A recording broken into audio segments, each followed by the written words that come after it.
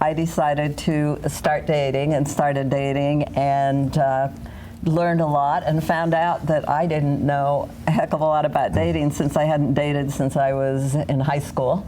And then I decided I was going to do a chapter on online dating because I'd never done it, and I went online and I met the love of my life. Somebody said to me, "Oh, you met online, that's interesting. You know, didn't your friends introduce you to people?" And I'm like, no. We had a wonderful time because we both come at it from a different perspective because she lost her husband, but I had been divorced for several years.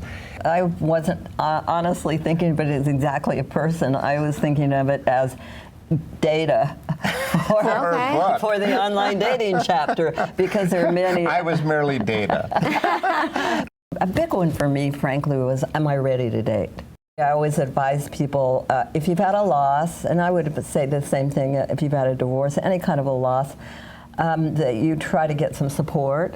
Finding out or deciding when you're ready is a huge thing for most people. It certainly was for me. I mean, I was probably divorced over a year, and I was feeling like maybe I don't want to be alone the rest of my life. And that was a big realization. And that's one of the things that we deal with in the book is, are you ready? Well, I was with my husband for 60 years. Do I compare Frank to my late husband? And honestly, the reality is, as a senior, I think that you pick somebody that's more compatible with you. You're more alike, and you know, you're not going to have kids together, so you don't worry about that. Well, and that's one of the things we're doing with the book is really, in a sense, trying to make it possible for a person to be open to the idea that they don't have to be alone. They don't have to live with their memories.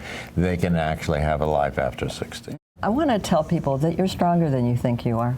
Yeah, you really are, and especially over 60. Than you think you are. Yeah. Because they suddenly realize, oh, maybe I'm more ready to do this than I thought I was. I mean, 80. I mean, you know, whoever thought that you could, call it people didn't live that long. You know, 1901, the average lifespan was 46 years of age, and now it's in the 70s. So there's lots of people now that are, you know, looking at having a relationship and needing to have a relationship and basically don't want to be alone. I think, you know, it's just a deal of creating that space and that mindset and, you know, being interested in it and realizing you don't want to be a nurse or a purse. Women like to say that.